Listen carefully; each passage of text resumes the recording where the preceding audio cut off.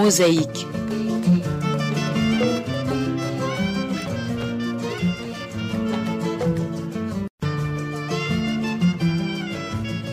Mosaïque.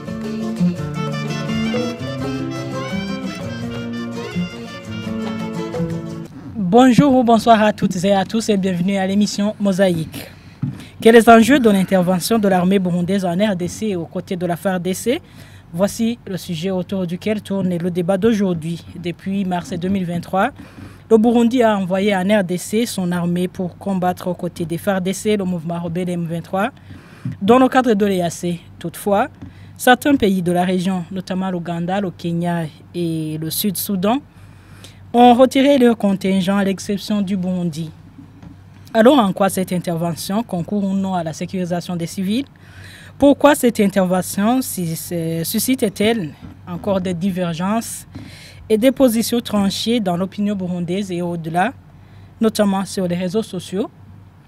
Voici les questions essentielles autour desquelles tourne le débat Mosaïque, une production de la radio-télévision Isanganiro en partenariat avec la Bénévolencia. Sur le plateau, nous sommes avec deux invités. Il y a Rémi Habzalimana, coordinateur de la Maison Libre d'Espoir. Rémi, bonjour. Bonjour, bonjour aussi à Deo Hakizimana qui est avec moi. Salutations aussi à tous ceux qui nous sont en train de nous suivre. Bienvenue à l'émission Mosaïque. Merci beaucoup. Nous sommes encore avec Deo Hakizimana, il est l'expert en géopolitique. Monsieur Deo, bonjour. Bonjour madame, merci de m'avoir invité, merci surtout de m'avoir fait me rencontrer avec mon ami Rémi. Encore une fois, bienvenue. Merci.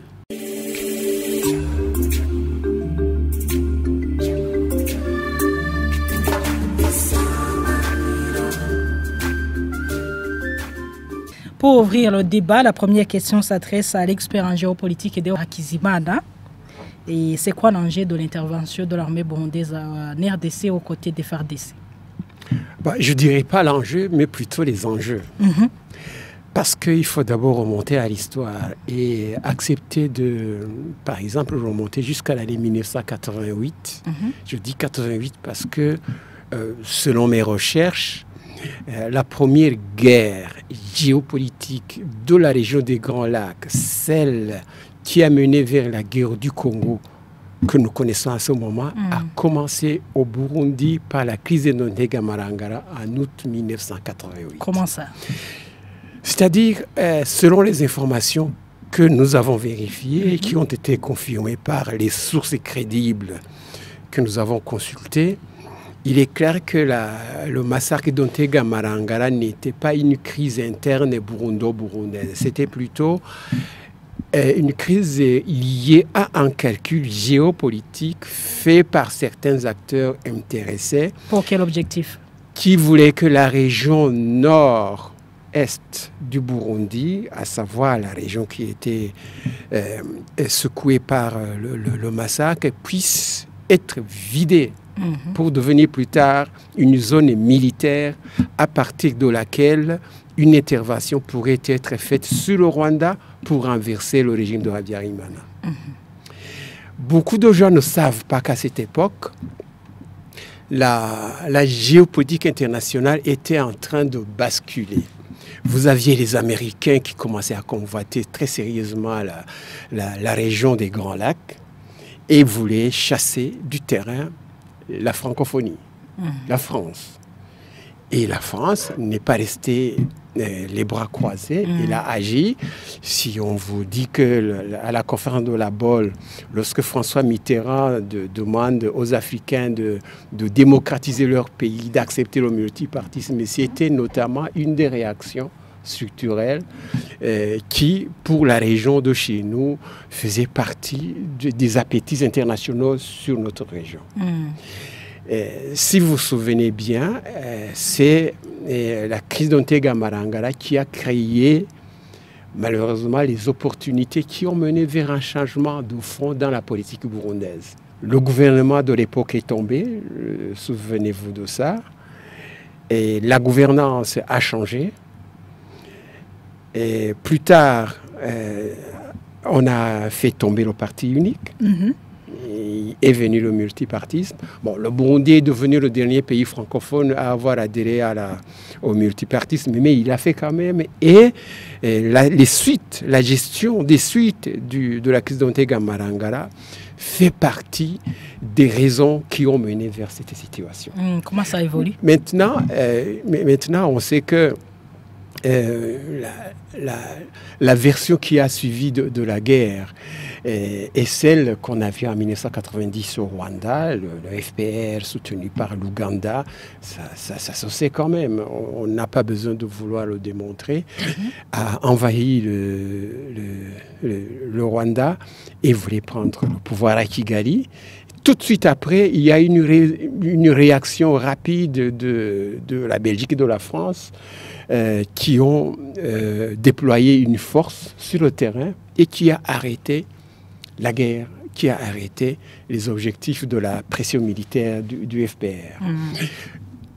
On s'est demandé pourquoi ce genre de guerre, ce genre d'invasion se passait de manière si, je dirais, spectaculaire quand on a vu ce qui s'est passé. On a compris finalement que l'objectif final, c'était le Congo. C'était l'ex-Zaïre de Mobutu. Le renversement de Mobutu faisait partie d'un calcul historiquement préparé et qui a donc commencé par ce que je disais, par la déstabilisation du Burundi. Mais les choses ne se sont pas passées comme c'était prévu. Au Burundi, par exemple, la crise a été stoppée net au plus fort de celle-ci, notamment par la réaction des populations. Vous savez, il y a eu la réaction de quelques intellectuels qui ont écrit une lettre ouverte au président Bouyoya de l'époque et qui, cette lettre-là, a obligé le président à aller vers les changements que j'ai cités tout à l'heure. Pour ce qui est du Rwanda, évidemment, les choses se sont compliquées plus tard, après les changements intervenus sur le plan démocratique au Burundi en 1993, parce que quand Dadaye a gagné les élections, il s'est passé quelque chose de très spécial que les observateurs intéressés internationalement parlant n'attendaient pas. On sait qu'il y a des laboratoires de politique étrangère dans certaines chancelleries qui pensaient que la paix, l'équilibre de la paix en Afrique des Grands Lacs passait par le maintien d'un pouvoir dirigé par des Hutus au Rwanda et d'un pouvoir dirigé par des Tutsis à Bujumbura. Mais l'arrivée d'Ondadaye à la suite d'une élection, l'une des plus démocratiques de cette région est connue, a changé la carte, a changé la donne, et on a été obligé d'imaginer la carte de la région autrement. Parce que le président Dadaye, le président Habyarimana, faisait la joie du président Mobutu, qui était le chef, je dirais, la tête de pont par laquelle passaient les intérêts internationaux dans la région. Mais ça dérangeait les calculs traditionnels faits par certains équilibristes qui pensaient, qui disaient, je le disais tout à l'heure, que le Burundi, sous un régime dirigé par un Tutsi, était plus acceptable avec un Rwanda dirigé par un Hutu. Mais cette carte venait d'être changée. Monsieur Deo, l'expert en géopolitique, comment ce passé est lié à cette intervention militaire burundaise en RDC? Oui, mais c'est parce qu'on savait que l'échec de la démocratisation burundaise, qui est finalement consommé avec l'assassinat de Dadaye, était une malchance également pour le Rwanda, qui était en négociation à Arusha. Le FPR, le gouvernement de Habyarimana, était en train d'essayer de s'entendre sur la distribution, le partage du pouvoir, mais avec l'élection de Ndadaye à Bujumbura, ça a changé toute la donnée. Je crois même que... Moi j'étais à ce moment-là, je vivais à Genève, et j'étais représentant du Front Debout à l'époque. J'ai dirigé une mission d'information à Paris, où j'ai rencontré quelques officiers français, y compris des officiers de haut niveau, au niveau ministériel. J'ai bien compris que eux, ils étaient convaincus que la donne burundaise venait de changer les calculs traditionnels et qu'il fallait s'y adapter. Maintenant, il y en a qui vont nous raconter que l'assassinat de Ndadaye est le fruit de plusieurs complots qui ont cheminé ensemble et qui ont abouti vers la mise à mal du pouvoir burundais. Et on savait qu'en dérangeant l'expérience burundaise, on exposait également la sécurité du Rwanda. Et alors aujourd'hui, pourquoi l'intervention burundaise militaire en RDC? C'est-à-dire, si nous voulons évoluer, nous devons vous annoncer qu'à un moment donné, tous les analystes sérieux s'accordaient pour dire que si le problème du Burundi et le problème du Rwanda ne sont pas résolus de manière pacifique et de manière durable, ça risquait de contaminer l'ex-Zaïre, le Kivu actuel. Et ce scénario est malheureusement arrivé en 1996, avec la première guerre du Congo, avec la première guerre qui a abouti vers le renversement de Mobutu. Et quand Mobutu a été renversé, vous savez les soubresauts qui ont suivi avec le président Kabila, Laurent Désiré Kabila, qui à un moment donné, évidemment, il était venu dans les rangs de la FDL, comme on dit, mais plus tard, Laurent Désiré Kabila n'a pas pu faire bon ménage avec ses anciens compagnons rwandais. Il ne faut pas oublier que de grandes figures rwandaises faisaient partie du gouvernement congolais du président Kabila, et que cela a créé des problèmes plus tard. Et plus tard, on a dit que il était connu que si on n'arrivait pas à stopper l'avancée des contradictions qui commençaient à agiter la région, on savait que cette guerre avait de beaux jours devant elle. Et c'est ce qui s'est passé malheureusement. Maintenant, pour le Burundi, s'intéresser à cette guerre et participer au front aux côtés des FARDC, c'est tout à fait un aboutissement compréhensible et regardé. Compréhensible et comment? D'abord pour des raisons sécuritaires, la sécurité des frontières. Mais dernièrement, on ne peut pas analyser autrement ce qui s'est passé à Gatumba, le massacre des quelques civils qui ont été tués par un mouvement rebelle basé au Rwanda, mais qui a... Basé au Rwanda? Oui, c'est ce qu'on... preuves? Les preuves... Écoutez... si vous voulez demander des preuves, elles sont là, dans les discours des officiels les plus autorisés. Et au plus haut niveau du Burundi, par exemple. Et quand le Burundi a fermé ses frontières terrestres, vous pensez que ça s'est passé par un hasard qui est tombé du ciel? Non, du tout. Non, du tout. Et je reviens vers vous, M. Rémi Habzalimana, coordinateur de la Maison Libre d'Espoir. Actuellement, le Burundi a intervenu en RDC dans le conflit M23 et les FARDC. Et aujourd'hui, quels sont les enjeux de cette intervention de l'armée burundaise? Je suis tenté de ne peut-être pas commencer par l'angle sur lequel M. Deo Hakizimana a abordé la question, mais tout simplement dire que c'est une continuité qui ne vient que de s'officialiser. Parce que je crois que depuis un bon bout de temps, l'armée burundaise a toujours été au Congo. Et ça, c'est une stratégie militaire, je me dis, parce que s'il faut tenir compte de la position de Kinshasa par rapport aux frontières est de son pays. Quand vous dites que l'armée burundaise a toujours été au Congo, vous voulez dire quoi? Je veux dire que chaque fois que le Burundi s'est senti insécurisé, il a toujours voulu prendre position au Congo parce que justement, le bon voisinage qui caractérise ou qui a animé le Burundi et le Congo dans l'histoire a montré que chaque fois qu'il y avait un problème au Burundi, le Congo intervenait et vice-versa. Alors, dans l'histoire, nous voyons donc que la présence de l'armée burundaise à l'est du Congo, c'est une stratégie militaire pour protéger les frontières du Burundi, mais en accord avec le Congo. Seulement, ça n'a pas toujours été officialisé. Cette fois-ci, la question peut-être reprend surface parce que tout simplement, d'une façon officielle, l'armée burundaise s'était rangée du côté de l'East African Community. Ils étaient partis ensemble. Et maintenant, ça se met en exergue dans ce sens que les autres se retirent, mais l'armée burundaise reste.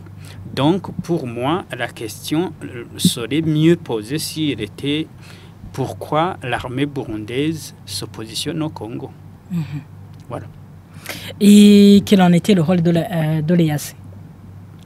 Non, encore une fois, l'EAC, c'est cette notion de trouver des solutions pacifiquement d'une façon régionalisée, c'est-à-dire fallait-il que tous les États qui se sont convenus de trouver des solutions ensemble et avaient pensé effectivement que comme il y a un problème à l'est du Congo et que le problème semblait être pas consensuel parce que du côté de la RDC, ils disaient qu'ils sont attaqués par le Rwanda via M23 alors que le Rwanda refutait cela.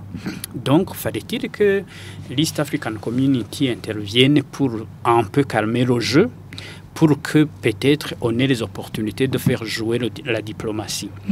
Alors, le problème s'en est beaucoup plus envenimé lorsque justement la diplomatie, je ne sais pas s'il ne faudrait pas dire tout simplement qu'elle a échoué parce que finalement, tous les plans qui avaient été mis sur la table n'ont pas donné des résultats escomptés. Alors, la décision donc qui a été prise de retirer, chaque pays retirer son armée a été prise, mais le Burundi ne l'a pas fait de la même manière. Pour moi, donc, il ne pouvait pas quitter la place qu'il avait occupée depuis un certain temps, tout simplement. Et alors, selon vous, en quoi cette intervention concourt à la sécurisation des civils? Je ne sais pas ce que vous voulez dire par civil, pour ne pas dire tout simplement le pays, parce que voilà, les citoyens, parce que s'il y a des difficultés, les difficultés cette fois-ci seraient liées avec toute l'historique que M. Deo Hakizimana vient de donner. Nous sommes dans une situation troublée depuis un bon bout de temps. Et les changements politiques qui souvent, pour ne pas dire toujours, sont issus en fait des négociations qui se font ailleurs et qui ont des répercussions sur place. Et malheureusement, souvent, nous ne revoyons que tardivement, si on revoit. Parce que des fois, les changements s'opèrent. On ne sait pas pourquoi ces changements se font. On comprendra plus tard lorsqu'on ne saura plus rien faire ou tout simplement on ne sait pas. Et malheureusement, les acteurs en face s'accusent mutuellement parce que chacun croyant que c'est l'autre qui est à la base de ce qui est en train d'être fait, sans savoir effectivement qu'il y a des mains invisibles ou des cordes longues qui se tirent de loin. Et finalement, on se retrouve dans ce que nous vivons. Et des fois, c'est des ethnies qui se regardent en face, s'accusant mutuellement que c'est l'autre qui veut m'exterminer. Des fois, c'est les pays, c'est le cas notamment maintenant entre le Rwanda et le Congo d'abord, ensuite le Rwanda et le Burundi. Finalement, si on va plus loin, la question serait de dire quelle est vraiment la vraie source ou la vraie cause de ces situations assez difficiles qui ne parviennent pas nécessairement à trouver des réponses par le biais diplomatique. Tout simplement, encore une fois, c'est ce qui explique que, en fin de compte, on cherche des solutions localement alors que les causes ne sont pas locales. Voilà. La même question pour vous, Deo, géopolitologue. En quoi cette intervention concourt à la sécurisation des citoyens? Non, je crois qu'il faut d'abord répondre à la question pourquoi cette guerre? Quelles sont les vraies raisons de cette guerre? Cette question se pose depuis très longtemps et on a mis beaucoup de temps pour pouvoir et devoir y répondre avec exactitude. Maintenant, c'est connu. C'est pas une guerre entre le Rwanda et le Congo, ce n'est pas une mésentente entre les Hutus et les Tutsis de la région, ce n'est même pas une mésentente entre ce qu'on appelle les communautés bantoues et les communautés nilotiques. Tout cela se dit. C'est une guerre de conquête des ressources minérales africaines dont regorge le Congo. Et maintenant, il y a une notion qu'on appelle une guerre par procuration. Une guerre que quelqu'un fait au nom des autres. Ces autres, c'est qui? Les multinationales, les États, les grandes puissances économiques qui ont des industries à protéger.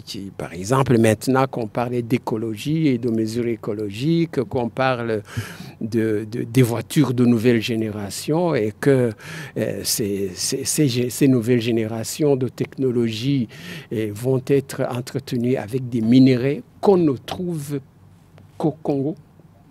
Le coltan, pour ne pas le citer par exemple. Eh bien, ça a provoqué des guerres que des gens, des Burundais, que des Congolais, que des Rwandais mènent au nom d'autres puissances. Si on le dit aujourd'hui, on n'est pas en train de pécher contre Dieu. C'est la vérité. Il faut la dire.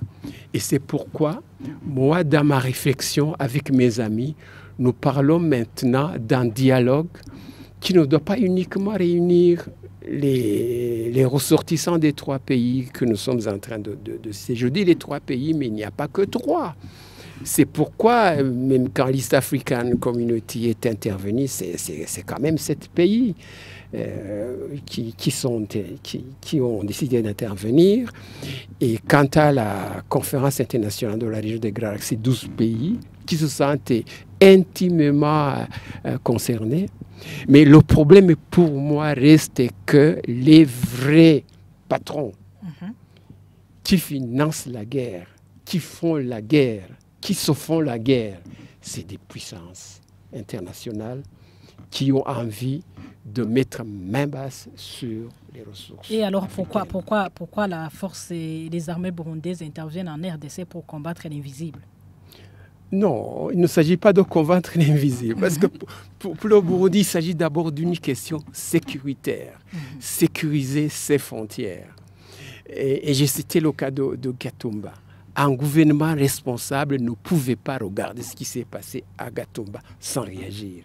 On a connu d'autres cas ailleurs. Maintenant, il faut parler de 2 aspects de la question. On parle de dialogue. Dialoguer sur quoi? Dialoguer sur les enjeux.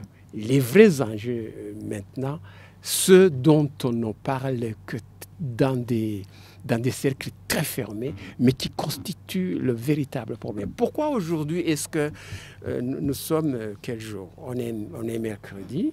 Depuis lundi, moi, je lis continuellement des communiqués, des lettres, des déclarations venant de plusieurs pays différents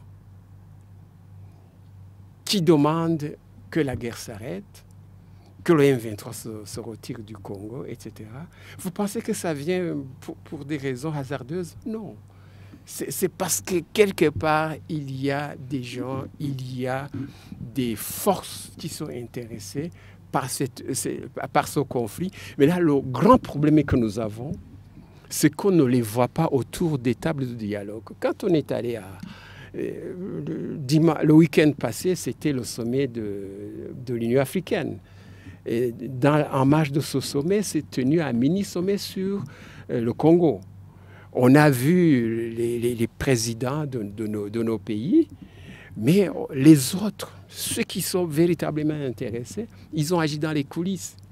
Je crois que si on veut obtenir la paix, et je crois que nous, en tant que ressortissants de ces pays, nous devons accepter de faire une réflexion stratégique sur cet aspect. Monsieur Deo, avant de proposer des solutions, j'aimerais savoir pourquoi cette intervention de l'armée burundaise suscite-t-elle des divergences et des positions tranchées dans l'opinion burundaise, mais au-delà, notamment sur les réseaux sociaux. C'est normal. C'est normal parce qu'au début, on nous avait dit que c'est une histoire ethnique. Maintenant, nous savons que c'est faux. On est d'accord sur ça. Que la dimension ethnique du problème n'est là que pour amuser la galerie. La vraie question, c'est ce que j'ai dit, ce sont les ressources. Maintenant, si ceux qui convoitent les ressources utilisent des forces armées qui menacent votre frontière, mais c'est normal que quand vous êtes un gouvernement responsable, vous puissiez réagir. Qui ne réagirait pas dans ce cas? La seule difficulté que nous devons régler, c'est de savoir que cette crise, telle qu'elle se mène sur le terrain, ne peut pas être uniquement l'affaire des gouvernements. Moi, j'arrive jusqu'à croire maintenant que tous les citoyens devaient être mis à contribution pour réfléchir ensemble sur les solutions à avoir pour que la question soit réglée définitivement et ne pas le laisser au seul gouvernement. C'est vrai, ils sont légitimement appelés à agir, mais pour que leur agissement donne des résultats durables, il faut que l'ensemble des communautés soient associées. Monsieur Rémi Habzalimana, coordinateur de la Maison Louis d'Espoir, pourquoi l'intervention de l'armée burundaise aux côtés des FARDC suscite-t-elle des divergences et des positions tranchées dans l'opinion burundaise, mais au-delà, notamment les réseaux sociaux? Bon, c'est peut-être parce qu'il s'agit d'une question d'actualité, mais toutes les questions, pratiquement la majorité des questions suscitent des réactions divergentes. Et cela, c'est encore une fois lié avec les positionnements qui sont dictés par les intérêts des uns des autres. D'abord, nous l'avons dit, c'est une situation qui est assez complexe, dans ce sens que très peu se dit officiellement. Et le fait qu'il y a un silence, chacun essaie de se donner réponse par rapport à sa compréhension et par rapport aux informations qui lui parviennent. Alors, la question donc qui se pose à ce niveau, c'est que tout au moins au niveau du Burundi, qui sont ces personnes qui se posent des questions et qui divergent? Parce que les intérêts divergent aussi. D'abord, une famille qui a un militaire qui est sur le terrain et qui ne sait pas s'il va revenir ou pas parce qu'il s'agit d'une guerre, cette personne ne réagira pas de la même manière qu'une personne qui attend que cette situation vienne avec des positionnements diplomatiques, avec ses intérêts, je vais dire, les puissances qui ont plus besoin que la région soit sécurisée afin que l'extraction de ces minéraux se fasse correctement. Ou tout simplement qu'ils voudraient voir telle ou telle autre armée sécuriser la zone qu'ils voudraient exploiter. Donc, de ces deux individus ayant deux intérêts tout à fait divergents, vont réagir différemment par rapport à cette question. Alors, si c'était seulement de se poser la question de savoir pourquoi l'armée burundaise est là, là aussi je suis sûr qu'ils ne convergeraient pas. Parce que c'est quoi en fait le problème? En fait, c'est encore une fois ce qui n'est pas dit. La diversité de notre situation fait qu'aujourd'hui, la carte qui se trouve sur la table soit analysée par ceux qui la voient, suivant encore une fois ce qu'ils ont dans leur pensée. Alors, si aujourd'hui, l'armée burundaise est présente sur le sol congolais, la question qui serait posée la réaction, je l'ai dit, de ces personnes dont les membres y sont, va beaucoup plus pencher du côté de la sécurité de ces personnes. Mais une personne, j'espère qu'il y en a, qui est en contact avec cette superpuissance qui voudrait effectivement la sécurisation de la zone. Parce que derrière cela, il y a des projets d'extraction et des projets de beaucoup d'argent. Parce que là, ce n'est pas 10 milliards, c'est des centaines de milliards. Alors là, vous comprendrez que sa réaction, il est dans le sens de dire probablement marcher vers le machiavélisme, c'est-à-dire la fin va justifier les moyens. Il faut y mettre tout ce qu'il faut pourvu qu'on arrive au résultat voulu. Donc, ces deux personnes ne vont pas converger lorsqu'il est sur la question de réagir sur la présence de ces militaires. Alors, cette fois-ci, la personne qui se situe au niveau de la diplomatie, qui est en train de négocier, parce que je me dis qu'ils sont en train de se parler, la façon dont il va réagir par rapport aux informations dont il détient sera différente, encore une fois, de ces deux dont nous avons parlé avant. Finalement, la question, elle est appréhendée comment ? Comment on comprend, comment on aborde cette question. Là, je ne vais pas loin pour revenir sur cette fois-ci la divergence qui peut être causée par le fait que plusieurs restent et persistent à croire que le problème est ethnique. Et si vous touchez la corde sensible ethniquement au Burundi, bonjour la division ethnique. Alors, vous voilà devant une situation dont l'officialisation ne donne pas de clarté, et vous voulez que les gens convergent lorsqu'ils n'ont pas les mêmes informations, je ne crois pas que cela puisse se faire demain. Rappelons que le débat mosaïque continue. Il se focalise sur les enjeux de l'intervention de l'armée burundaise en RDC aux côtés des FARDC. Nous sommes encore avec deux invités. Il y a Deo Hakizimana, le géopolitologue, et Rémi Habzalimana, coordinateur de la maison Lueur d'Espoir. Monsieur Deo Hakizimana, vous êtes le géopolitologue. La présence des forces burundaises en RDC au moment où les autres forces de l'EAC, notamment l'Ouganda, Kenya, Sud-Soudan, ont été priées de plier leurs bagages, à quel impact sur les relations entre les pays de l'EAC? Bon, l'impact est d'abord de nature géostratégique. Il faut bien savoir que ce qu'on appelle la porte et le verrou de la crise du Congo se trouve au sud Kivu, sur une ligne de front se situant à Bukavu. Moi, j'aime même dire que la clé, cette porte et ce verrou se trouvent sur un triangle Bukavu, Kigali, Bujumbura. Quiconque maîtrise cette zone maîtrise l'ensemble de la région. Et c'est pourquoi, depuis 1996 d'ailleurs, le front a du mal à évoluer jusqu'au sud Kivu parce qu'il y a cette ligne de front qui a toujours été un problème pour les partisans de l'agression du Congo. On parle de balkanisation, etc. Donc, si vous analysez les choses du côté des intérêts des pays de l'East African Community, vous comprendrez que le Burundi aura plus d'intérêt à montrer sa détermination que quiconque d'autre. Pourquoi? Parce que Bukavu, c'est à côté. C'est nous qui avons la frontière avec le sud Kivu, la région la plus sensible. Pourquoi est-ce que maintenant la grande, appelons ça la grande guerre du Kivu, se mène surtout au nord? C'est parce qu'au sud, il y a des forces de dissuasion qui empêchent la guerre d'évoluer et d'aller plus au sud.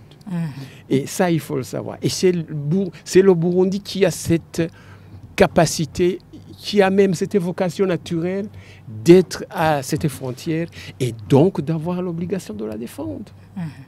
On ne peut pas accuser le Burundi de devoir mettre en place une action qui protège sa frontière. Chaque pays au monde le ferait de la même manière. Et cette présence de la troupe burundaise a quel impact sur les relations entre les pays de l'EAC? Des relations de méfiance. Mais la méfiance n'existait pas que à cause de ça. Je ne sais pas si vous savez que... Vous le savez, c'est sûr. Autant il y a un problème entre le Congo et le Rwanda, vous savez qu'il y en a aussi entre le Rwanda et l'Ouganda. Qu'il y en a... J'ai même été surpris ces derniers temps de savoir qu'il y a des suspicions entre le Kenya et la Tanzanie, chose qu'on n'avait jamais vue. À cause de cette guerre du Congo. Maintenant, il y a aussi un souci entre le Rwanda et le Burundi. Ça, nous n'avons pas à devoir le démontrer ici, tout le monde le sait. Comme vous parlez de la Tanzanie, et actuellement, la Tanzanie est présente en RDC et sous la communauté SADC, alors qu'auparavant, la Tanzanie a refusé de participer au premier deal sous la communauté de l'EAC. Pourquoi alors c'est entré en jeu de la Tanzanie? De manière très concrète, il faut entendre que la Tanzanie a voulu, comme le fait le Burundi, intervenir pour défendre sa frontière. Et si vous analysez les informations qui circulent, à moins que les gens veulent se voiler la face, nous entendons dire que la Tanzanie a déjà commencé à mettre en place des actions qui montrent que la Tanzanie a la méfiance vis-à-vis de certains ressortissants de pays voisins qu'ils soupçonnent d'être en train d'animer la déstabilisation de la Tanzanie. Vous savez, là, nous sommes devant un problème, l'un des problèmes géopolitiques les plus complexes de notre temps en Afrique. Pas seulement pour l'Afrique, mais également pour le monde. Pourquoi? Parce que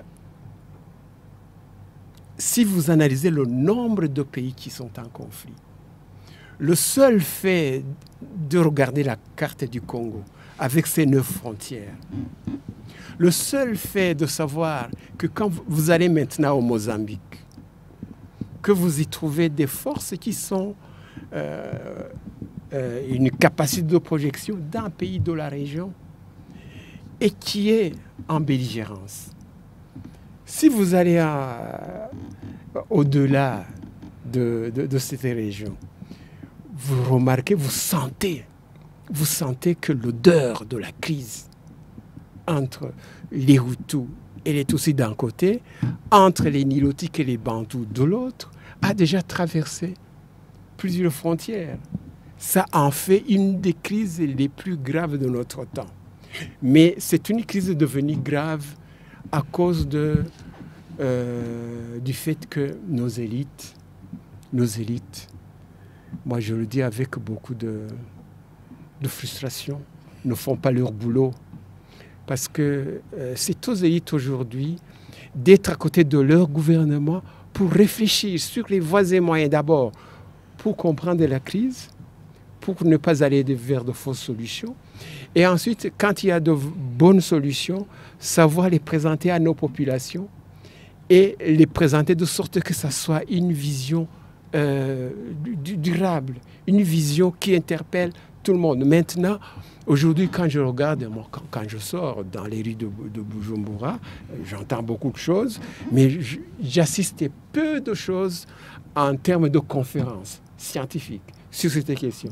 Alors que c'est le moment qu'il fallait pour commencer à en parler, pour commencer à échanger.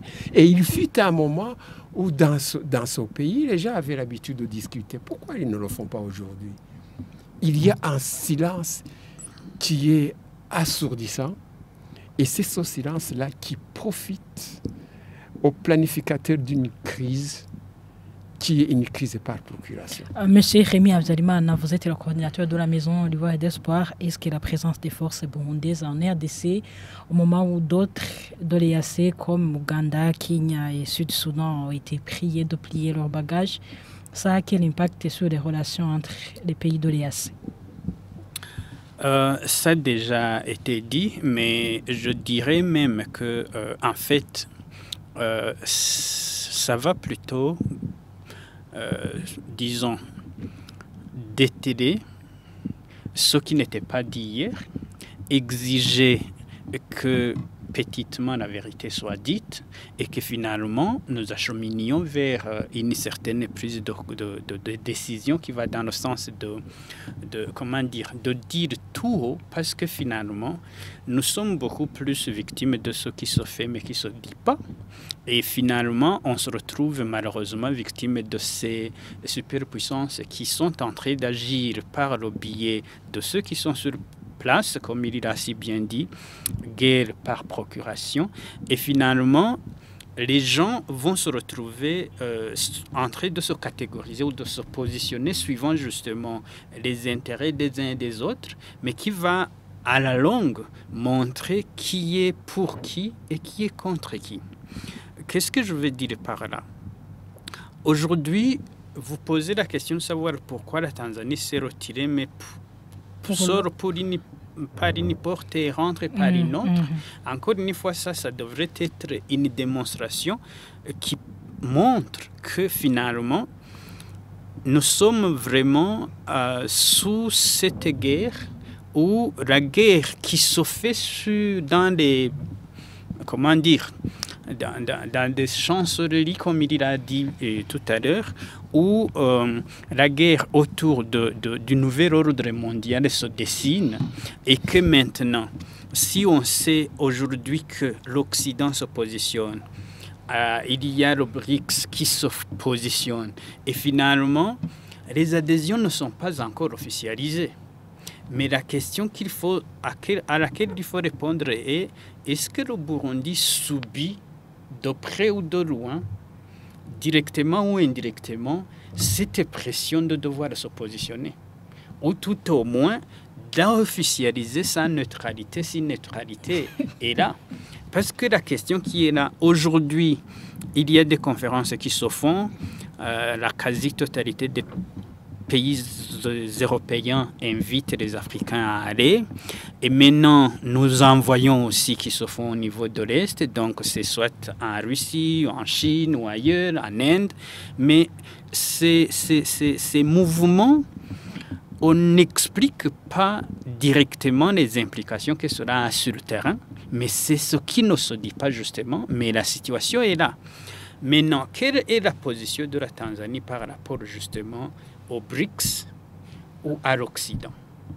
Lorsque maintenant la question qui est économique et qu'on présente une banque qui soit parallèle à la Banque mondiale et auquel maintenant on invite les gouvernements à se ranger, et quel est ce gouvernement qui n'a pas besoin de fonds dans ces difficultés? Alors, se positionner par rapport à tel ou tel autre, là, ça devient, comme je le disais, le non-dit qui s'officialise. Parce que, est-ce que la SADC qui vient avec la Tanzanie, comme vous le dites, pourquoi vous n'avez pas posé la question de savoir pourquoi l'armée sud-africaine est aussi présente? Pourquoi les autres pays, justement? Et d'ailleurs, ces pays n'ont même pas directement de frontières avec la RDC. Mais on voit justement un pays dont on ne veut pas s'officialiser le lien avec soit les BRICS ou alors l'Occident, mais nous voyons la guerre se faire sur le terrain. Alors, tant qu'on n'appelle pas le chat par son nom, les solutions localement risqueraient de poser problème. Alors, malheureusement, la guerre par procuration va se faire entre celui qui aura soutenu tel camp et celui qui aura soutenu tel camp. Et finalement, ça va se voir sans l'avoir dit. C'est ce qui explique donc que finalement, l'impact que ça, c'est qu'on sait qui est derrière qui. Si vraiment on met les deux choses sur le même niveau, on peut dire que tel pays s'est déjà positionné par rapport à telle superpuissance, tel autre pays s'est positionné par rapport à telle autre puissance. Alors, où se trouve le Burundi? Qui était là? Qui reste? Là, encore une fois, c'est cette question à laquelle il faudrait répondre, mais voilà, l'impact, c'est qu'au moins on sait, dans l'East African Community, qui est pour et qui est contre les deux, qui se positionne par rapport à ces deux superpuissances au niveau mondial. Et M. Rémy, tout en parlant du Burundi, subsidiairement à l'entrée de ce pays en confrontation en RDC, le Burundi a fermé ses frontières avec le Rwanda. Et ce qui ramène à la situation antérieure dans les relations entre les deux pays.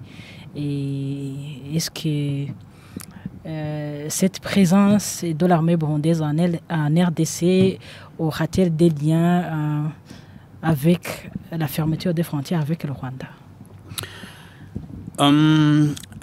Il est un peu difficile de dire parce que c'est une question évolutive.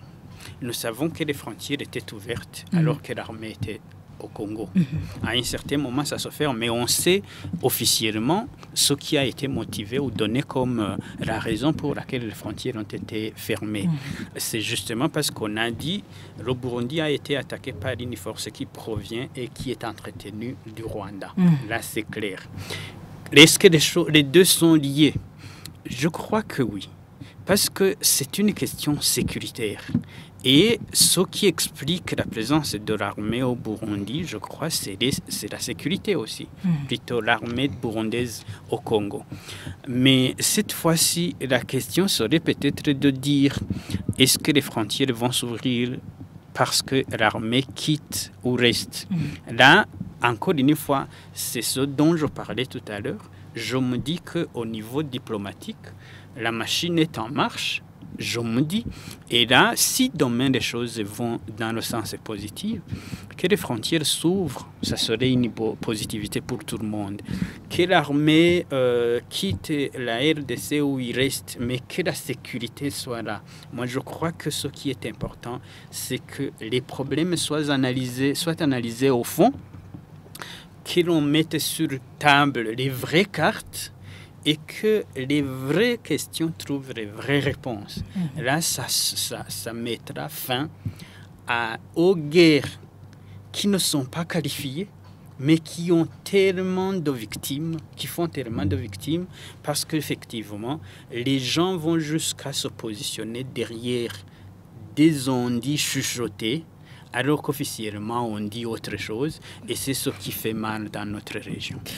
Monsieur Deo Hakizimana, vous êtes l'expert en géopolitique et quelle est votre analyse par rapport à la présence de l'armée burundaise en RDC et la fermeture des frontières burundo-rwandaises?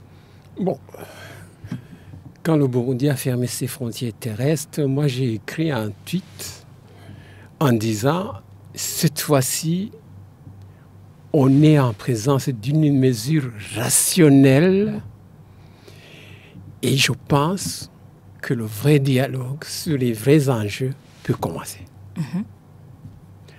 Je maintiens ce que j'ai dit parce que c'est la vérité. La vérité, c'est que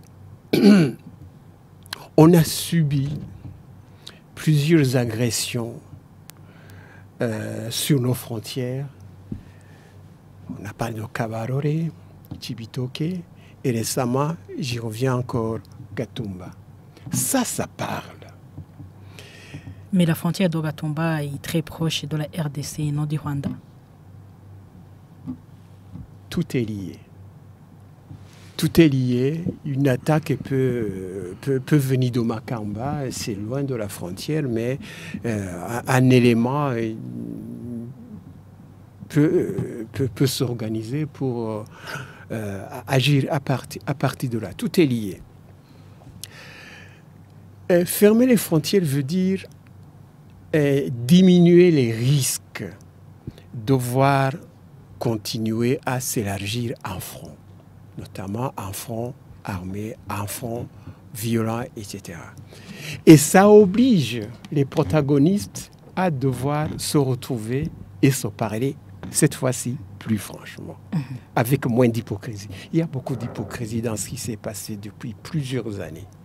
Mais l'hypocrisie vient de la mise en route de ces fameuses guerres par procuration.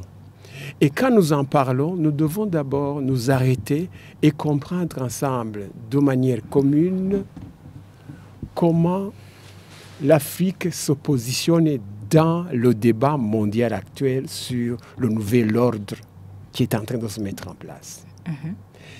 Et nous devons être capables de comprendre que l'Afrique reste le seul lieu le plus convoité parce que c'est le seul endroit où les ressources stratégiques demeurent et en grande quantité, en grande réserve. Il en résulte qu'il y en a même qui vont jusqu'à dire l'Afrique est tellement belle, l'Afrique est tellement riche qu'il y en a qui veulent l'avoir sans les Africains. Ça se dit. Moi, je vais maintenant jusqu'à dire que si les Africains avaient la conscience de manière concrète de ce qui peut attendre l'Afrique si elle ne sait pas se défendre, nous pouvons ne pas parler de ces guerres civiles à répétition qu'on a dans différents pays, etc. Nous pouvons simplement nous arrêter même à d'autres fléaux qui nous ont menacés et qui nous menacent. Les maladies provenant des virus fabriqués en laboratoire, ça nous dit quand même quelque chose. Ça ne tombe pas du ciel. Et aujourd'hui, on a des informations qui nous permettent de savoir que, par exemple, regardez ce qui s'est dit à propos de la Covid-19, etc. Donc, l'Afrique doit devoir et pouvoir se défendre pour négocier sa participation dans le nouvel ordre mondial qui est en train de se mettre en place. Ça sera un monde multipolaire, pas le monde bipolaire d'après 1945. Monsieur Deo, en revenant un peu en arrière, est-ce que le dialogue est-il possible entre le Burundi et le Rwanda dans cette situation? Pareil. Il est possible. La preuve, c'est qu'il se mène mal, difficilement, mais il a lieu à Addis Abeba. Les présidents de nos pays se sont vus. Bon, j'ai pu entendre qu'il y en a qui ne se sont pas salués. Bon, mais c'est déjà ça, se voir, c'est quelque chose. Le dialogue est possible, mais il est difficile si on ne détermine pas la qualité des protagonistes. Parce que dans les protagonistes, il y a des acteurs qui manquent toujours sur la table. Ce sont ceux qui manipulent, ceux qui se font la guerre. C'est ça qu'il faut d'abord comprendre aujourd'hui. Savoir que moi, dans ma démarche en tant que fondateur du CIRID et avec mes amis, il y a ce que nous appelons un dialogue novateur et réparateur. Novateur dans ce sens que nous proposons que si demain les protagonistes rwandais, congolais devaient se retrouver autour d'une table de dialogue, moi j'aurais envie d'inviter aussi les représentants des puissances internationales dont nous savons qu'ils offrent des soutiens à l'entretien de la crise. Ça, c'est novateur pour nous. Réparateur maintenant, il faut que ce soit un dialogue réparateur qui arrive à respecter nos douleurs, nos souffrances. Vous savez, l'Afrique vit actuellement des situations de terrorisme, etc., ou des conséquences liées à ces guerres, à ces coups d'État, après 4-5 siècles d'esclavage, un siècle de colonisation et plus de 60 ans d'une politique de coopération totalement inefficace. Et il est temps aujourd'hui qu'on puisse tirer les conclusions de tous les échecs que nous avons essuyés dans cet espace de plusieurs siècles. Et moi, je vais même jusqu'à dire que nous, en tant qu'Africains, nous ne sommes pas crédibles si nous continuons à seulement crier sur les injustices apportées par, on dit, les Blancs, les colons, sans regarder les erreurs que nous faisons chaque jour dans la gouvernance de nos pays. Parce que tout concourt à créer une bonne situation et donc à créer un bon dialogue. Moi, si donc on me demandait aujourd'hui d'organiser un dialogue, moi j'appellerais tous les membres du Conseil de sécurité des Nations Unies à venir assister, soit en tant qu'observateur, soit en tant que protagoniste. Monsieur Deo, au-delà de ce dialogue et cette introspection, qu'est-ce qui devrait encore être fait pour que pour inverser la dynamique de violence dans la région? Il faut d'abord apporter à nos populations une information correcte. Ne plus laisser nos populations croire à des fantaisies. Du genre, les Hutus et les Tutsis ne s'aiment pas, ils ne peuvent donc que se tuer. Ça, nous devons, si nous sommes crédibles, essayer de mettre en place un processus qui montre que nous avons compris que Hutu, Tutsi, c'était lié à l'éthinisation de la fonction publique dans nos pays. Et une éthinisation intervenue dans les années 20 et dans les années 30. Maintenant, 80 ans après, nous devons montrer que nous avons compris. Monsieur Rémi Abdalimana, coordinateur de la Maison Rivière d'Espoir, qu'est-ce qui devrait être fait pour inverser la dynamique de violence dans la région des Grands Lacs? En plus de ce que M. Hakizimana vient de dire, c'est question de voir les choses en face et prendre le bœuf par les cornes. Je crois que la grande difficulté, c'est ce complexe d'infériorité des gérants de nos pays respectifs. Parce que ce que veulent les superpuissances, c'est des matières, les ressources, effectivement, qui sont nécessaires, mais qui appartiennent à ceux qui gèrent ces pays et qui devraient en fait, encore une fois, mettre les cartes sur la table, dire ce qui n'est pas dit. Je veux dire, on sait ce qu'ils cherchent. On sait comment ils les ont. Alors, définir clairement comment toutes ces transactions doivent se faire. C'est ce qui éviterait justement que les guerres de procuration, les guerres par procuration, aient lieu. Parce qu'aujourd'hui, plusieurs se présentent en commissionnaire, mais ils ne veulent pas l'admettre. Et lorsque vous êtes commissionnaire, vous ne faites que ce que votre patron veut. Malheureusement, aux risques et périls des malheureux victimes qui doivent justement subir toutes les conséquences, souvent sans bénéficier même des retombées positives, je veux dire pécuniaires, de ce que l'on récolte dans la zone. Donc, tant que justement nos guerres sont qualifiées d'ethniques, les guerres ne vont pas terminer parce que les ethnies seront toujours là. Si ethnie il y en a. Mais si vraiment on parle que le problème, c'est le sous-sol et ce qu'il y a, il est sous quel sol qui appartient à quel pays. Et que ces négociations se font autour de cela justement. Que l'on se dise, j'ai de l'or, le marché international représente comme ça, qui veut n'a qu'à venir sur la table, on négocie comment il est là. Alors, la question va être beaucoup plus facile, l'intervention militaire va se réduire, parce que tout se fait là, comme on n'a pas besoin de militaires lorsqu'on va acheter la pomme de terre, ça sera la même chose, ça sera un produit connu, qui est sur le marché connu, avec un propriétaire connu, alors qui en veut n'aura qu'à aller justement là où ça se trouve. Ça c'est la première chose. La deuxième et dernière, c'est effectivement c'était ce côté de l'information. Je me sens mal lorsque je vois que justement les réseaux sociaux propagent des informations souvent tellement déformées, alors que l'officiel devrait justement dire ce qui se passe et informer les gens pour éviter qu'on se retrouve en plus de la guerre par procuration, on se retrouve face à une guerre de médias. Chacun maintenant c'est plus facile, j'ai mon téléphone, je peux produire une phrase et l'envoyer sans en mesurer les conséquences. Et celui qui est à côté envoie autre chose. Malheureusement, la destination va consommer tout ce qui ne provient pas des sources certaines et les gens sont doublement malades parce qu'il y a un problème réel, mais il y a un problème aussi de sous-information, de mauvaise information. Donc, que les choses s'appellent par leur nom et que la vérité soit dite par ceux qui doivent la dire.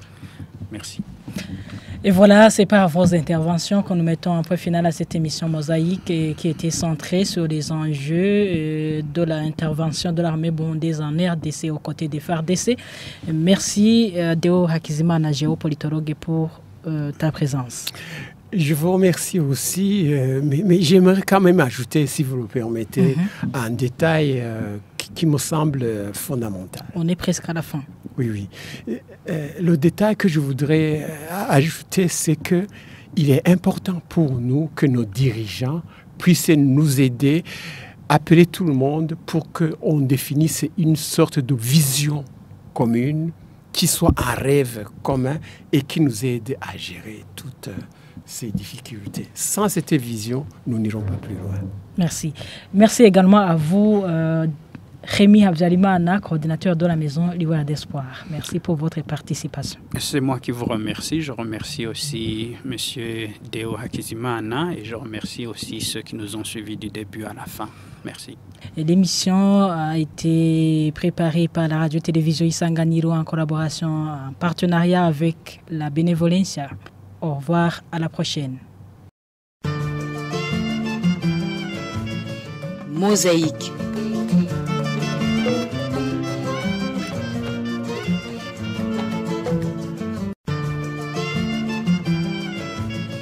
Mosaïque.